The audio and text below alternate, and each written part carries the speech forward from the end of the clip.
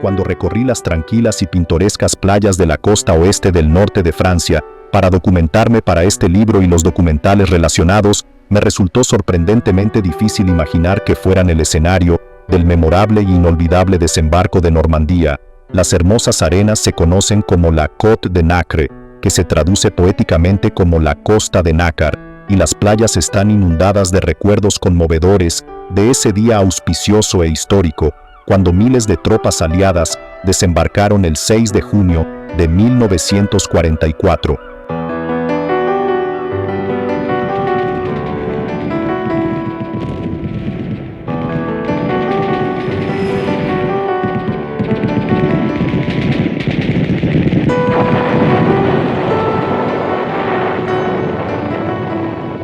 Los acontecimientos que tuvieron lugar allí se celebran como el Día D, y sin duda esta invasión audazmente heroica y en última instancia liberadora marcó el comienzo del fin de la Segunda Guerra Mundial.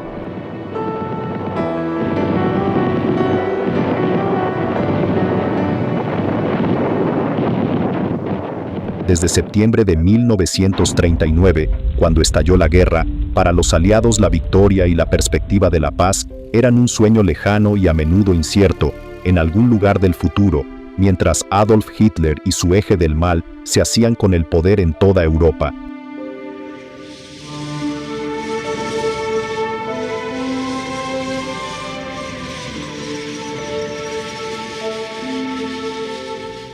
Pero en 1942, la niebla de la duda comenzó a disiparse lentamente y empezó a surgir la visión de un mundo libre de tiranía, y aunque hasta el día D, la guerra aún podía haber cambiado a favor de Hitler, a medida que se realizaban los preparativos, la fortuna parecía haber sonreído a los aliados durante algún tiempo, primero en el norte de África y luego a través del Mediterráneo hasta Italia.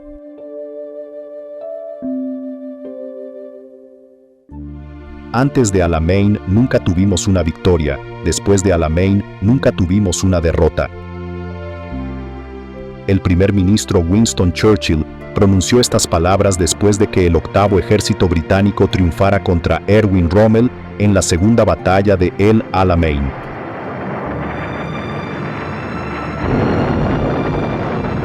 Los aliados por fin estaban avanzando, y aunque aún quedaban meses y años de conflicto por delante, la marea definitivamente estaba cambiando a su favor.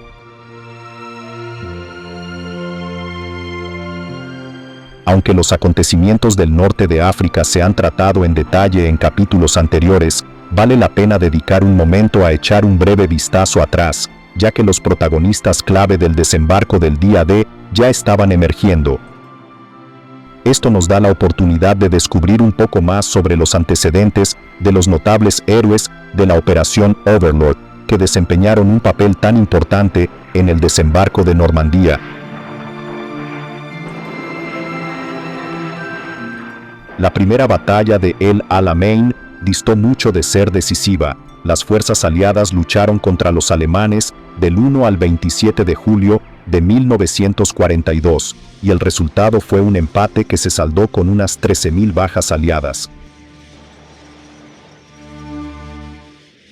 Aunque el resultado distaba mucho de ser ideal, los británicos lograron capturar a 7.000 prisioneros y dañar la campaña de Hitler en el norte de África. Los planes de Rommel de avanzar hacia Alejandría y luego el Cairo se vieron frustrados, y este estancamiento también impidió que Alemania tomara el control del Canal de Suez y de muchos yacimientos petrolíferos de Oriente Medio, lo que habría tenido graves consecuencias para los aliados. El teniente general Bernard Montgomery se hizo cargo del octavo ejército británico en agosto de 1942, y fueron su perspicacia e iniciativa las que provocaron la derrota de los nazis en la segunda batalla de El Alamein. Gracias a su experiencia en la Primera Guerra Mundial, Montgomery pudo anticipar y casi predecir lo que iba a suceder y gestionó su campaña en consecuencia.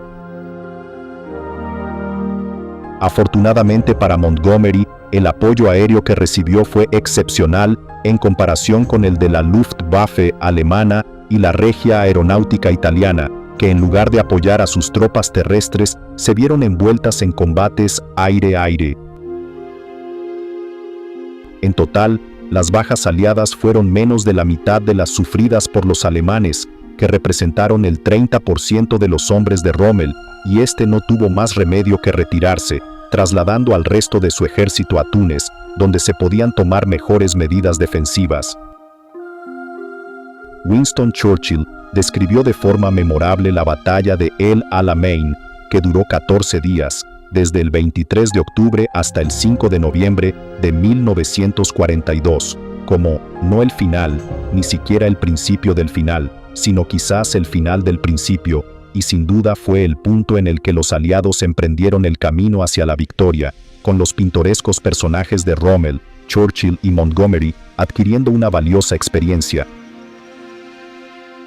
Una vez terminada la batalla por el norte de África, los aliados pudieron lanzarse a Europa a través del Mediterráneo, y la isla de Sicilia fue el siguiente objetivo.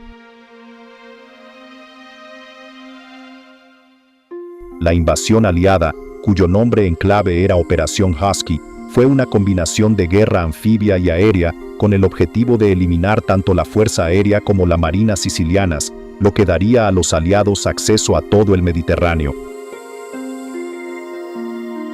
Los servicios de inteligencia alemanes no tenían conocimiento de los planes de invasión gracias a unos documentos falsos colocados en el cadáver de un oficial británico, en los que se afirmaba que los aliados no tenían ningún interés en Sicilia.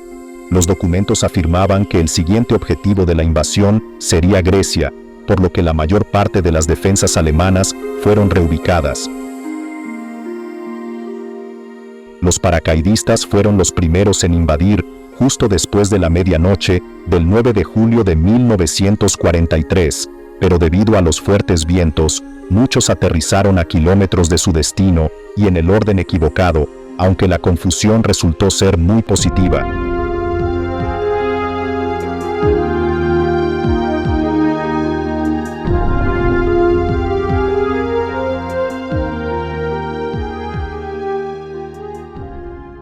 Cuando comenzaron los desembarcos en la playa, los aliados se encontraron con muy poca oposición, pero el 13 de julio, la resistencia había aumentado y las pérdidas y bajas comenzaron a escalar.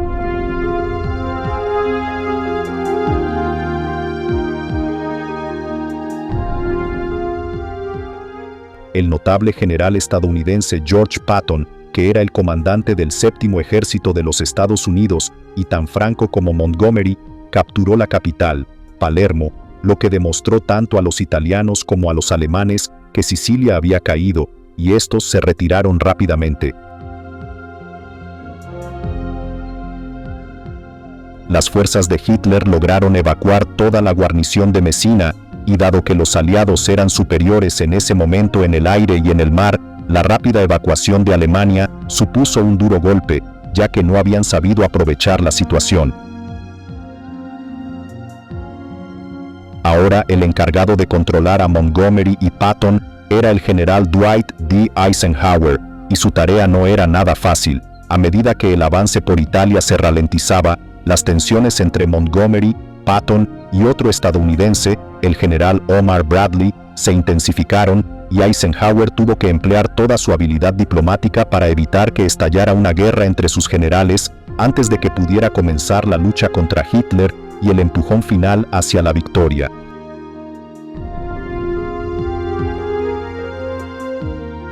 La invasión de Sicilia marcó el inicio de la campaña italiana, pero había habido algunos desacuerdos entre los estadounidenses y los británicos sobre las estrategias para poner fin a la guerra, ya que el presidente Roosevelt y los Estados Unidos estaban decididos a liberar Francia ante todo.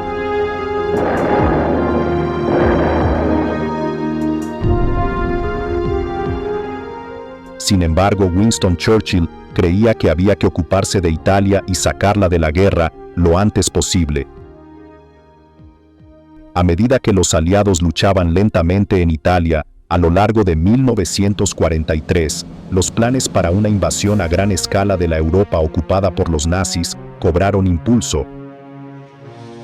Los rusos, que se mantenían firmes contra Hitler en el este, asistieron a la conferencia de Teherán junto con los británicos y los estadounidenses, reuniendo a Joseph Stalin, Winston Churchill y Franklin D. Roosevelt por primera vez desde que los soviéticos se habían unido a la operación aliada.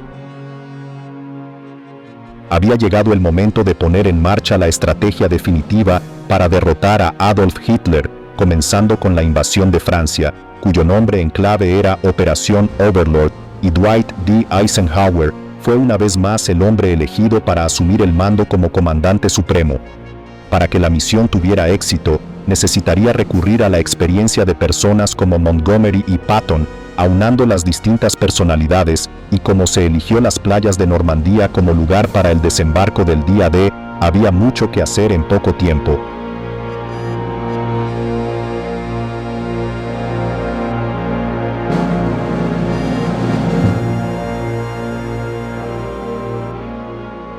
A principios de 1944, las relaciones angloamericanas se tensaron cuando Montgomery insistió en que, para que la operación en Normandía tuviera éxito, los planes originales de 3 divisiones aliadas debían aumentarse a 5.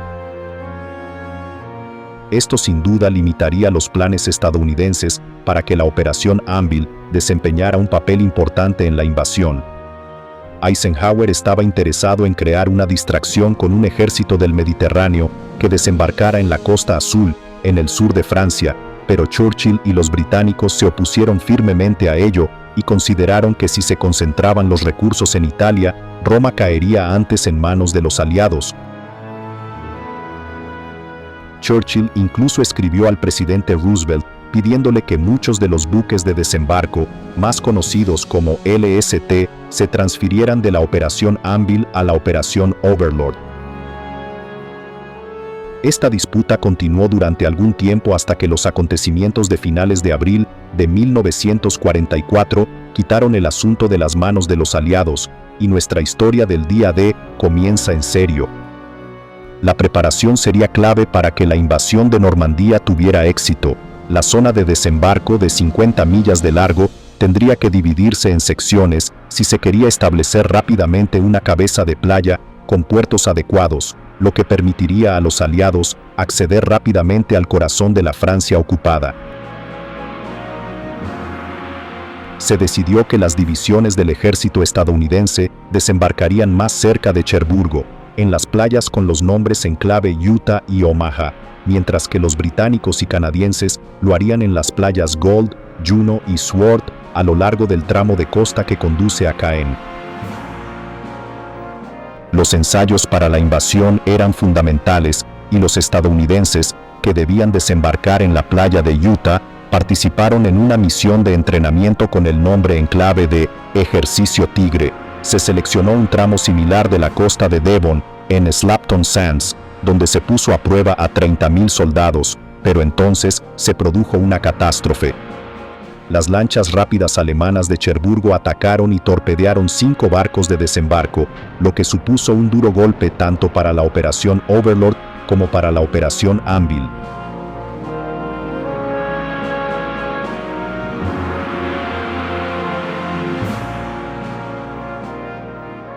Al comienzo de la guerra, Churchill había solicitado que se construyeran grandes barcos que pudieran lanzar a la playa un gran número de los tanques más pesados en cualquier condición meteorológica, y los LST sin duda lo consiguieron.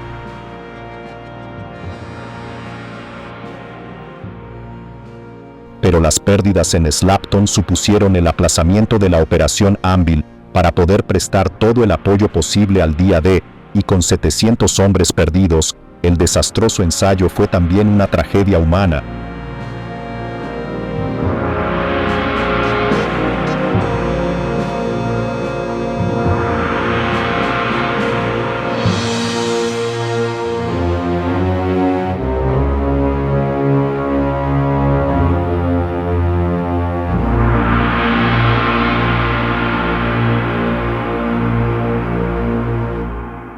Aún así, a medida que se acercaba el día D, ejercicios como el Tiger seguían siendo necesarios, a pesar de los peligros. Debido a la magnitud de la operación, existía una gran disparidad en la experiencia y el nivel de entrenamiento entre los distintos soldados, marineros y aviadores convocados para el día D, Aparte de los que habían combatido en las campañas del norte de África e Italia, muchas de las divisiones estadounidenses fueron enviadas directamente desde Estados Unidos, y solo pudieron participar en unas pocas semanas de entrenamiento intensivo en suelo británico. Sin duda, la Fuerza Aérea, la Marina y los regimientos de asalto tendrían que practicar de forma eficaz y cooperativa para que el día D tuviera un resultado satisfactorio. Para que las tropas estuvieran lo más preparadas posible, había que encontrar un terreno que se pareciera a las 5 playas de desembarco de Normandía, y junto con Slapton Sands, también se seleccionaron la península de Gower, la península de Tarbat, Culbin Sands y Burkhead Bay. Dado que estos lugares se utilizaban para fines de entrenamiento militar, fue necesario evacuar rápidamente todos los pueblos, granjas y comunidades rurales. Cientos de personas de cada lugar tuvieron que abandonar sus hogares, mientras más tropas aliadas de todo el mundo se reunían en Gran Bretaña, listas para invadir Francia.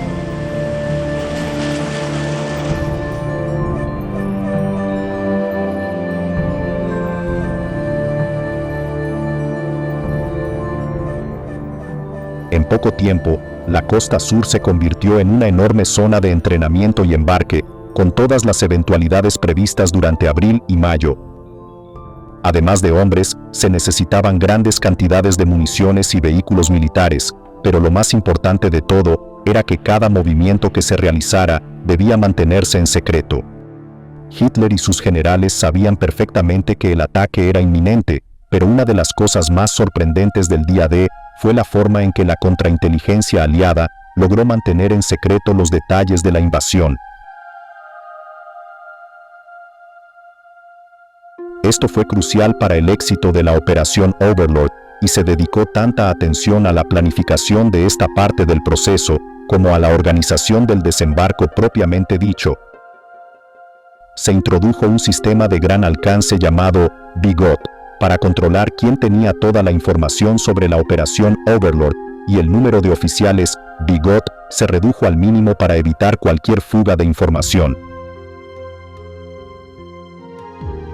Naturalmente, a medida que pasaba el tiempo y se acercaba la operación, era necesario informar a las diferentes fuerzas sobre los tipos de zonas a las que iban a ir, pero el temor a que se difundiera esta información era tan grande que cualquiera que conociera los lugares previstos era sometido a una estricta supervisión, y en algunos casos se le mantenía tras vallas de alambre de púas, como las que se pueden encontrar en un campo de concentración.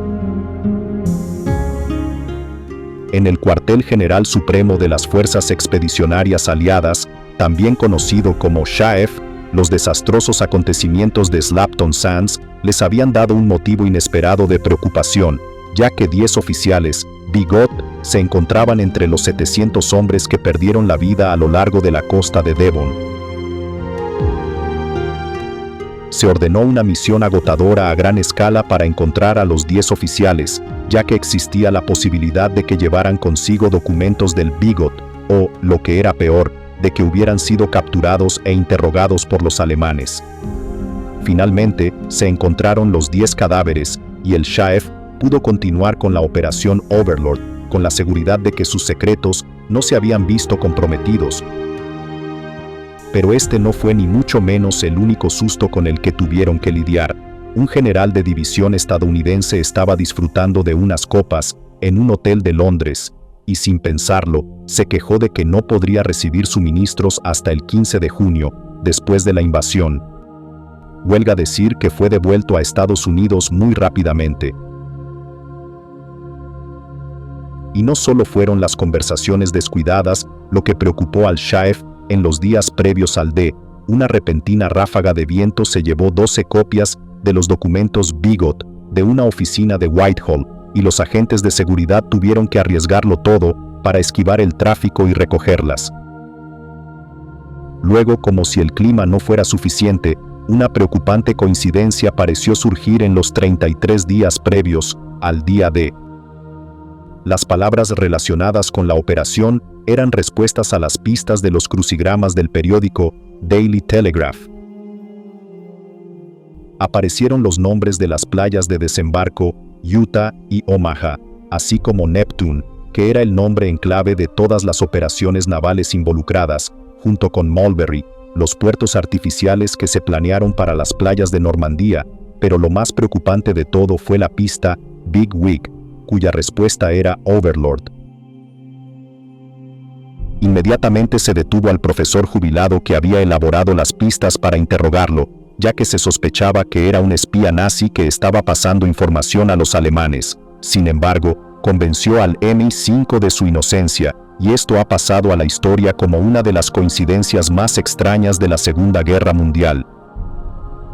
El Shaef tenía razón al ser tan cauteloso, ya que el resultado de la guerra y muchos miles de vidas dependían del secreto, y cuando un empleado ferroviario de Exeter encontró un juego completo de los planes de Overlord en un maletín abandonado en un compartimento del tren, quedó demostrado sin lugar a dudas que garantizar que la información no cayera en manos equivocadas era una tarea de gran envergadura. Sin embargo, mantener en secreto los planes de invasión era solo una parte del proceso. Se dedicaron grandes esfuerzos a proporcionar información incorrecta a los alemanes, y funcionó muy bien. Para empezar, la ruta más lógica para una invasión aliada habría sido entre Dover y Calais, y el Shaef hizo todo lo posible para asegurarse de que eso fuera lo que esperaban los alemanes. Por cada vuelo de reconocimiento sobre Normandía, se realizaron 2 sobre el paso de Calais, además de colocar embarcaciones de desembarco falsas en el estuario del Támesis y los puertos del Canal de la Mancha para reforzar el engaño. Estas distracciones se volvieron tan complejas que el proyecto de desinformación fue incluso reconocido oficialmente como Operación Fortaleza. Resultó ser totalmente creíble y Rommel, a quien Hitler había encargado la defensa de Francia contra cualquier invasión aliada, se convenció por completo, manteniendo sus tropas concentradas alrededor de Calais y dejando Normandía abierta al ataque.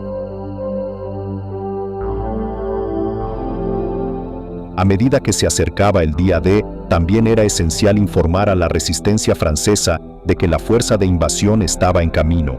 Habían trabajado incansablemente desde la caída de su nación en 1940 para obstaculizar al ejército de ocupación alemán de cualquier forma posible.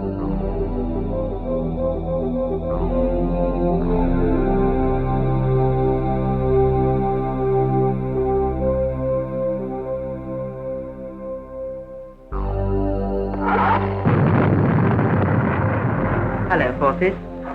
Once again, this is Joan Griffith saying thank you. En consecuencia, la BBC emitió 2 mensajes codificados, el 1 y el 5 de junio. Los largos sollozos de los violines del otoño, seguido de «Herida mi corazón» con un monótono languor.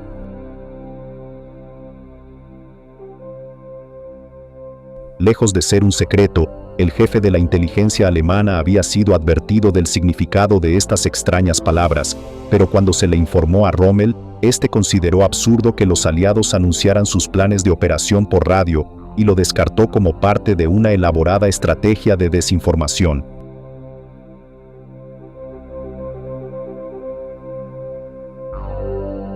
Se había pensado mucho en la planificación de la fecha perfecta para la operación Overlord, y como comandante en jefe de la Fuerza Expedicionaria Aliada, Eisenhower había tenido en cuenta todo, desde el tiempo y las mareas hasta las fases de la luna.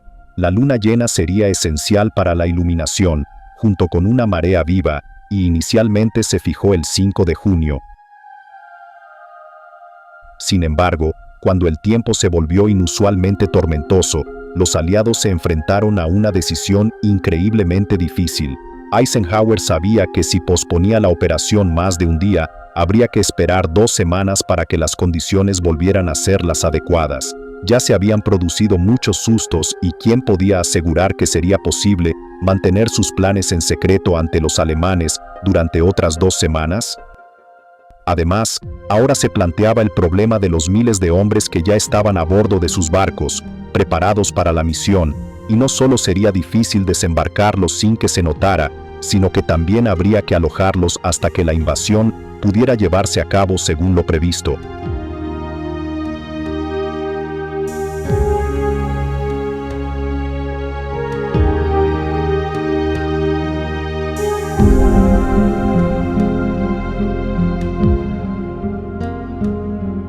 Sin embargo, Eisenhower tenía la opción de posponerla hasta el día siguiente, cuando la previsión meteorológica, aunque seguía siendo pésima, era ligeramente más prometedora. Era una decisión muy arriesgada, pero para todos los implicados merecía la pena correr el riesgo, aunque la travesía marítima no fuera nada agradable para las tropas. Para combatir el mareo, se había aconsejado a los soldados que masticaran chicle, pero con el pésimo tiempo que hizo al amanecer del 6 de junio, sirvió de poco. El único punto a favor era que el tiempo era tan malo que los alemanes habían descartado cualquier posibilidad de invasión. Rommel estaba tan seguro de ello que había abandonado Francia y regresado a Alemania para celebrar el cumpleaños de su esposa. La operación Overlord comenzó en dos fases. La primera fue un asalto aéreo y la segunda, el desembarco anfibio de la infantería aliada. La segunda fase dependía en gran medida del éxito de la primera, ya que el bombardeo aéreo y la llegada de tropas crearían una fuerza de apoyo lista para garantizar una rápida salida de la cabeza de playa. Los desembarcos aéreos de las tropas británicas y estadounidenses se produjeron poco después de la medianoche, en las primeras horas del día D. El objetivo no era solo asegurar la retaguardia de las cabezas de playa, sino también neutralizar al máximo la oposición a lo largo de la costa.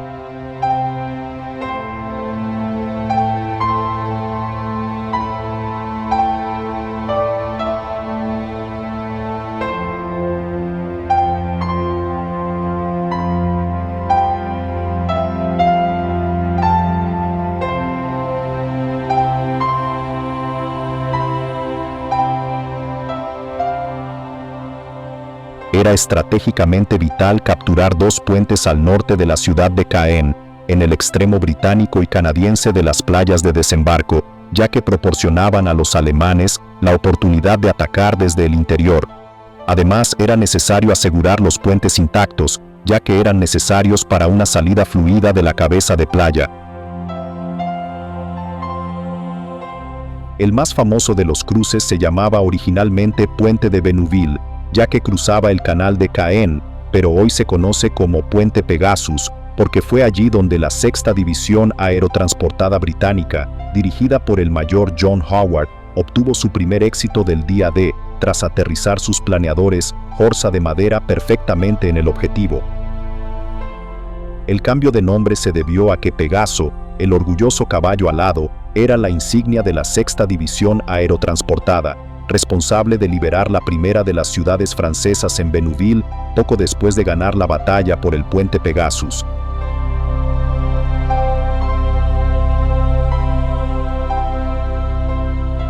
El ataque aéreo aliado continuó cuando aviones de la Fuerza Aérea estadounidense partieron del sur de Inglaterra para asegurar el perímetro noroeste y evitar cualquier contraataque alemán hacia el extremo de Cherburgo de las playas de desembarco.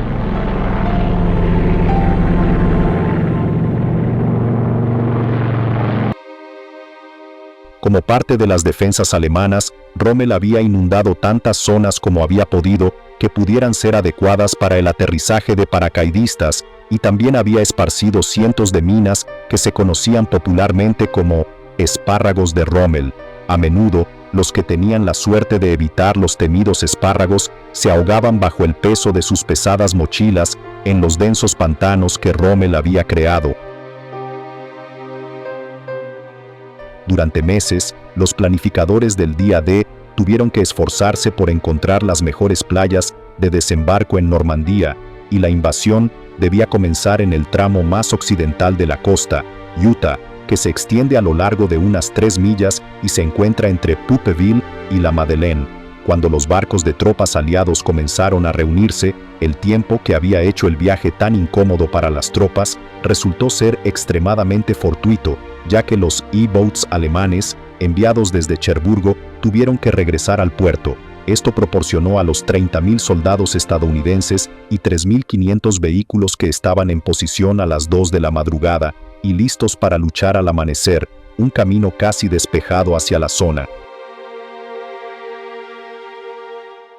Las fuerzas aerotransportadas, a pesar de que muchas de ellas aterrizaron fuera de curso, también desempeñaron su papel y una de las películas más conocidas sobre el desembarco de Normandía, El día más largo, de la década de 1960, narra estos primeros acontecimientos, y en particular, una historia.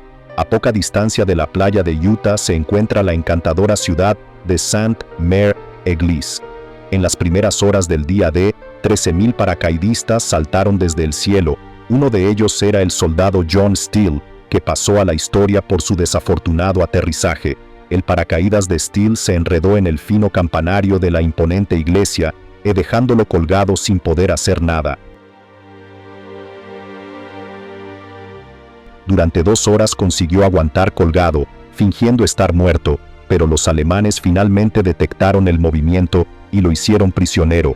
A día de hoy, un paracaidista ficticio sigue colgado del campanario, como recuerdo de la increíble valentía de tantos soldados aliados que lo dieron todo para liberar Francia. Sin embargo, algunas de las tropas que participaron en la lucha por el control de la playa de Utah tuvieron mucha más suerte que el soldado Steele. Otro colaborador de los libros de historia del día D fue el general de brigada Theodore Roosevelt, el hijo mayor del expresidente de los Estados Unidos. A pesar de tener 57 años, como comandante de división solicitó que se le permitiera dirigir a sus hombres en tierra, y aunque se le desaconsejó tal acción, se le concedió el permiso y desembarcó en la playa con sus tropas. Sin embargo, debido a la fuerte corriente y a la gran cantidad de humo provocado por el asalto inicial, la infantería de Roosevelt desembarcó a 1 milla de su objetivo, enfrentándose solo a un puñado de soldados alemanes que poco pudieron hacer para defenderse de este inesperado avance aliado. Roosevelt es famoso por haber dicho, cuando se le informó del error, «Empezaremos la guerra desde aquí», lo que hizo inmediatamente, liderando el avance hacia el interior. Irónicamente, la parte de la playa donde se suponía que debían desembarcar las tropas estaba fuertemente defendida y se habrían perdido muchas más vidas si las cosas hubieran salido según lo previsto. Sin duda, Roosevelt aprovechó al máximo la situación, y su rapidez mental y su intelecto estratégico le valieron la medalla de honor. El exitoso desembarco en Utah fue mejor de lo que Eisenhower podría haber esperado, sobre todo porque solo hubo 197 bajas aliadas y solo se perdieron 4 de los 32 tanques enviados a tierra. Estas cifras fueron un mérito de la habilidad y el coraje de todos los que participaron en los desembarcos, con la ventaja añadida de que la suerte jugó sin duda alguna un papel importante. Sin embargo, las fuerzas aerotransportadas pagaron un precio mucho más alto, ya que el verdadero coste de tomar el control de la playa de Utah lo pagaron los numerosos paracaidistas que murieron o fueron capturados. Durante las 5 horas previas al desembarco en Utah, despejaron las salidas y causaron la confusión suficiente para impedir un contraataque alemán. Desgraciadamente, al final de la ofensiva, la 101ª División Aerotransportada había perdido el 40% de su fuerza de combate, lo que, sumado a los hombres, que también se perdieron en la tragedia de Slapton Sands, significó que los estadounidenses sufrieron muchas más bajas en Utah de lo que sugieren las cifras iniciales. Hoy en día la invasión de Utah se recuerda por el comienzo tan positivo que supuso para el día D, que anunciaba la liberación de Francia.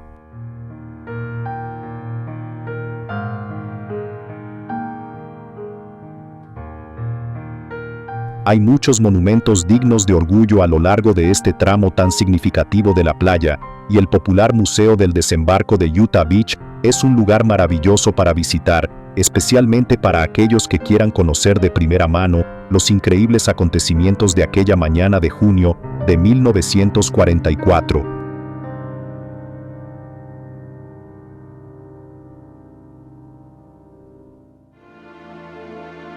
Pero el triunfo relativamente sencillo en Utah no pudo ser más diferente de la desastrosa y muy sangrienta batalla que tuvo lugar en la vecina playa de Omaha.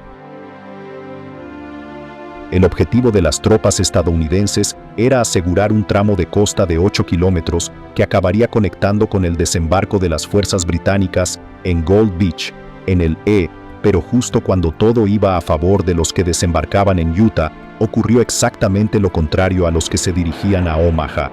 Para empezar, las dificultades de navegación debidas al clima jugaron en contra de las fuerzas invasoras, poniéndolas directamente en la línea de fuego de la muy experimentada 352ª División Alemana, que casualmente se encontraba realizando maniobras de entrenamiento en la zona. En esta fase avanzada de la guerra, con gran parte de las tropas de Hitler comprometidas en el frente oriental, luchando contra los rusos, muchas de las tropas que defendían la costa francesa eran reclutas escolares.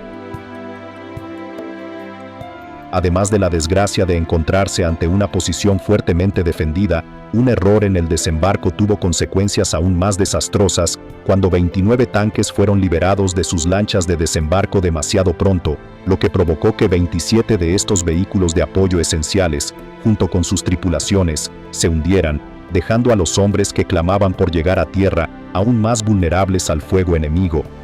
Es difícil comprender cómo debió de ser, sobre todo si se observa la tranquila playa actual, pero este vívido relato de un testigo ocular no nos deja ninguna duda de lo horrible que debió de volverse rápidamente la escena. A los 10 minutos de bajar las rampas, la compañía A se había quedado inerte, sin líderes y casi incapaz de actuar. Todos los oficiales y sargentos habían muerto o resultado heridos. Se había convertido en una lucha por la supervivencia y el rescate. Los hombres que estaban en el agua empujaban a los heridos hacia la orilla delante de ellos, y los que habían llegado a la arena volvían a meterse en el agua para sacar a otros y salvarlos de ahogarse, en muchos casos solo para ver cómo los hombres rescatados volvían a resultar heridos o para ser alcanzados ellos mismos. A los 20 minutos de llegar a la playa, la compañía A había dejado de ser una compañía de asalto y se había convertido en un pequeño y desamparado grupo de rescate empeñado en sobrevivir y salvar vidas.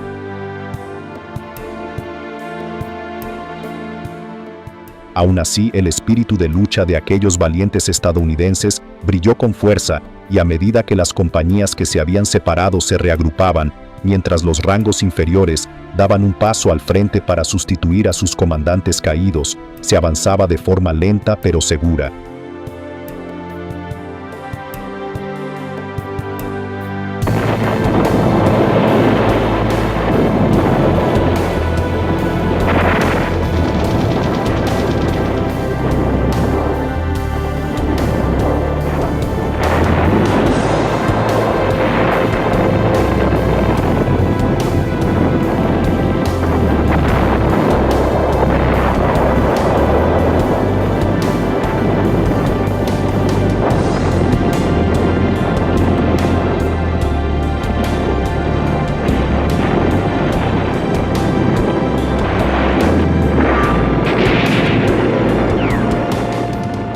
Fue un verdadero esfuerzo de equipo, con los ingenieros despejando caminos a través de la playa y subiendo la empinada colina, trabajando bajo un intenso fuego que a menudo detonaba los explosivos que intentaban desactivar, y la tasa de bajas fue alta. Las pérdidas estadounidenses fueron terribles, pero los alemanes también sufrieron unas 1.200 bajas, lo que supuso alrededor del 20% de la 352ª División. Los franceses, que disfrutaban de la perspectiva de la liberación, también tuvieron que enfrentarse al dilema de cómo tratar a los caídos, ya fueran amigos o enemigos.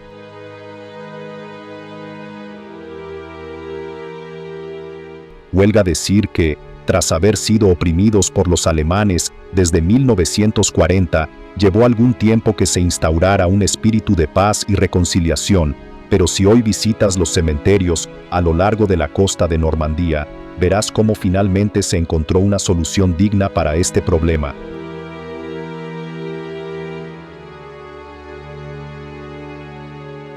En la Cambe, el cementerio alemán, yacen bajo tierra más de 21.000 soldados, la mayoría de los cuales cayeron entre el día D y el 20 de agosto de 1944.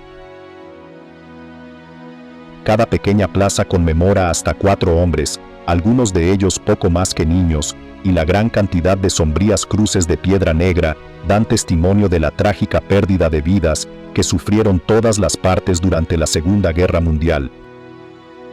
El cementerio, gestionado actualmente por la Comisión Alemana de Tumbas de Guerra, se terminó en 1961, pero desde entonces, todos los restos alemanes encontrados del conflicto se traen aquí, a la Cambe, para descansar en paz. Es interesante señalar que en este paisaje rural, esto sigue siendo bastante habitual, ya que muchos perdieron la vida durante la invasión de Normandía. Mientras que las víctimas del agresivo ejército alemán son enterradas sin pompa ni solemnidad, el contraste con el Cementerio Nacional y Memorial Americano, situado apropiadamente en lo alto de los acantilados sobre la playa de Omaha, donde murieron tantos soldados estadounidenses, no podría ser más marcado. El cementerio, que brilla con intensidad, contiene los restos de 9.286 soldados en más de 70 acres de terreno. Aquí hay 30 parejas de hermanos enterrados juntos, entre ellos el general de brigada Theodore Roosevelt, famoso por la playa de Utah, que murió de un ataque al corazón poco más de 2 meses después de la invasión, el 12 de julio, junto a su hermano Quentin, que había muerto en Francia durante la Primera Guerra Mundial. La estatua de bronce de 22 pies situada en el centro del cementerio se titula El espíritu de la juventud estadounidense surgiendo de las olas, y junto con las pulcras hileras de lápidas blancas y brillantes, es tan sugerente como la sobriedad teutónica de la Cambe.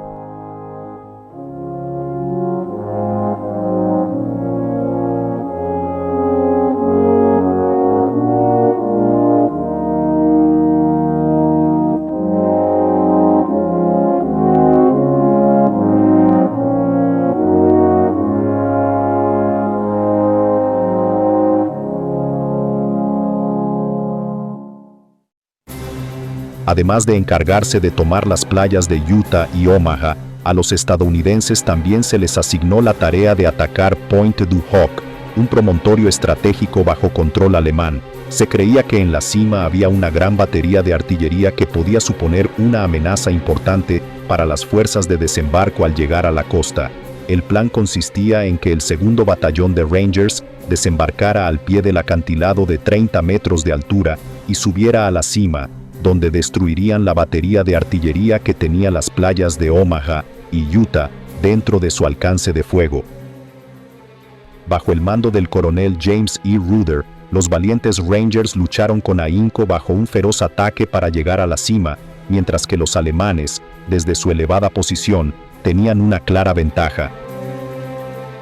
De los 225 hombres que participaron en esta peligrosa operación, 135 murieron, resultaron heridos o fueron dados por desaparecidos en combate, lo que supone una tasa de bajas del 60%.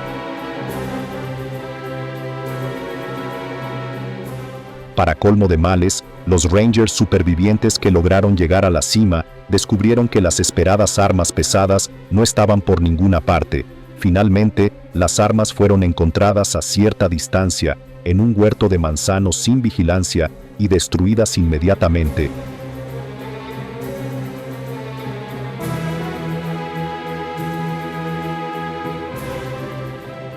Avanzando hacia el sector británico y canadiense, la siguiente playa de desembarco junto a Omaha recibió el nombre enclave de Gold. Los objetivos de las tropas aquí, junto con las que desembarcaron en la playa de Juno, eran liberar la ciudad de Bayeux, asegurar la carretera Caen-Bayeux y ocupar el puerto de Arromanches. El bombardeo desde los acorazados en el mar comenzó a las 5:45 de la mañana, y el desembarco se produjo 5 minutos antes de lo previsto, a las 7:25.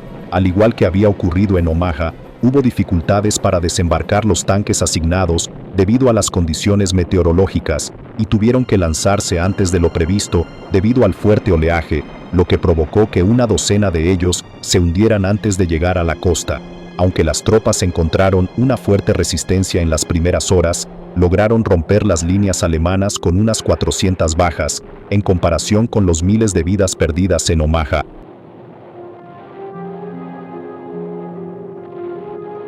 Tras asegurar Gold, las tropas británicas lograron unirse a los canadienses que habían desembarcado en la vecina playa de Juno, junto a la costa, pero no pudieron completar su objetivo principal de alcanzar y asegurar la carretera de Caen-Bayeux. Hoy en día Gold Beach es un idílico lugar de vacaciones, y mientras la gente disfruta de los hoteles, cafeterías y restaurantes frente al mar, los recuerdos del día D pueden estar lejos de sus mentes. Sin embargo, al mirar hacia el mar, hay muchos recuerdos de aquellos acontecimientos auspiciosos. Arromanches es una ciudad encantadora, pero el 6 de junio de 1944 fue de vital importancia como puerto, y desde aquí se tiene una magnífica vista de los restos de los puertos Mulberry que los aliados construyeron poco después del desembarco.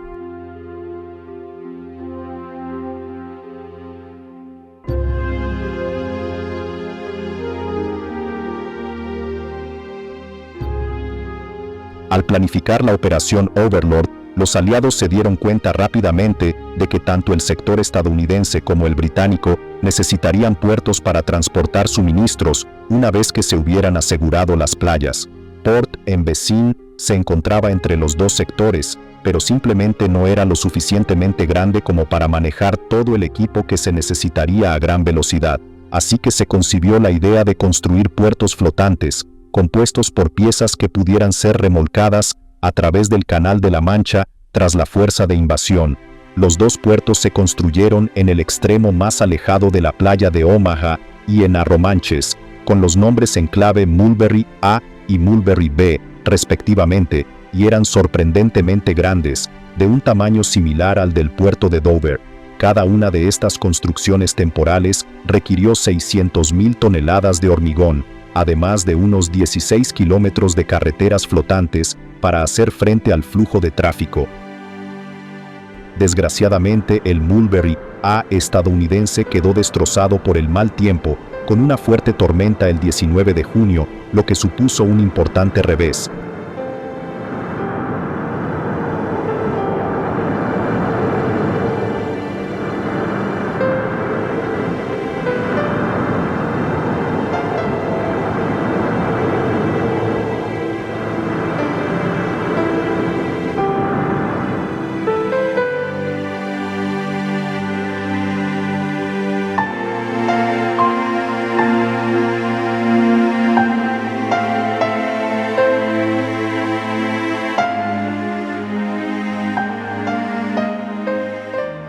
Afortunadamente, Mulberry B en Arromanches permaneció intacto a pesar de las terribles condiciones, y los restos de esta increíble construcción aún pueden verse hoy en día a lo largo de la costa.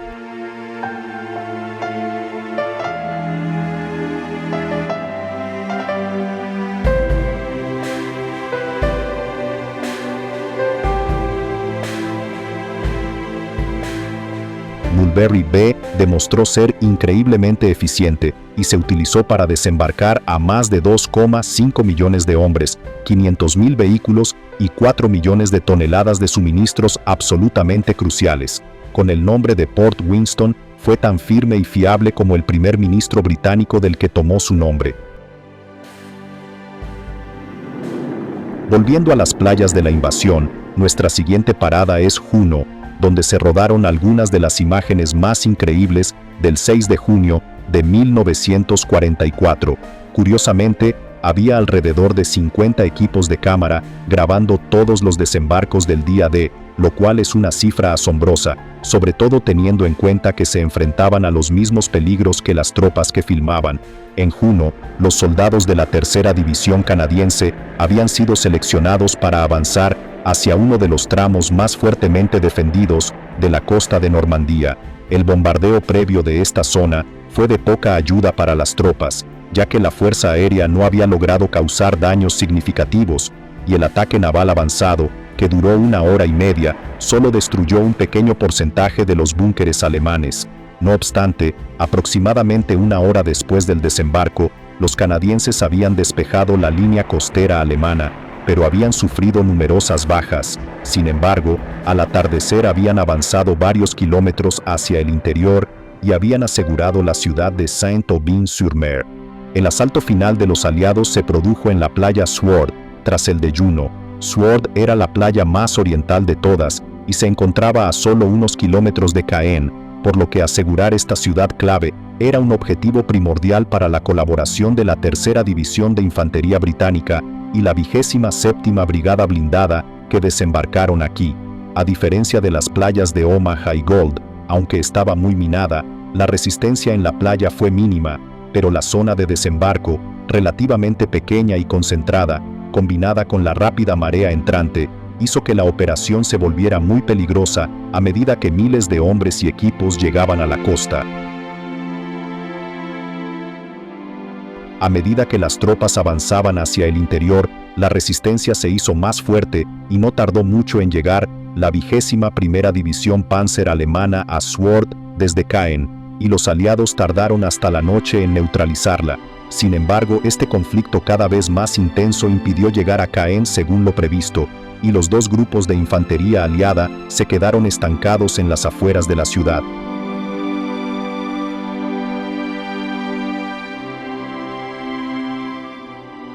Puede que no fuera el desembarco más sencillo, pero el espíritu indomable de los aliados que avanzaban era inconfundible, ya que todos y cada uno de ellos desempeñaron su papel en la liberación de Francia.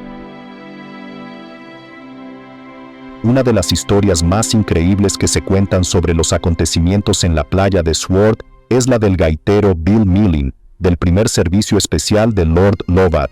Cuando salió del barco de desembarco, con el agua hasta la cintura, comenzó a tocar su propia versión de Highland Laddie. Mientras la playa se llenaba de cadáveres, entre el humo y la confusión, el gaitero Millin siguió tocando. De hecho, se dice que tocó desde la playa Sword hasta el puente Pegasus, donde los hombres de Lord Lovat se unieron a las tropas británicas que habían sido las primeras en desembarcar en Francia el día D. Hubo muchas historias de heroísmo increíble a medida que avanzaban los días de junio de 1944 y la operación Overland seguía avanzando hacia el corazón de Francia, que estaba siendo liberada de la tiranía de Hitler. Contra todo pronóstico, al final del día D, 130.000 soldados aliados habían ocupado el tramo de costa entre Cherburgo y Caen antes de que los generales de Hitler se dieran cuenta de lo que estaba pasando. Las bajas habían sido significativas para los aliados. Solo en la playa de Omaha, 3.000 valientes estadounidenses habían perdido la vida, pero el final de la guerra estaba ahora definitivamente a la vista. Hitler estaba lejos de haber terminado, pero las posibilidades de una victoria alemana desaparecían rápidamente a medida que junio de 1944 llegaba a su fin.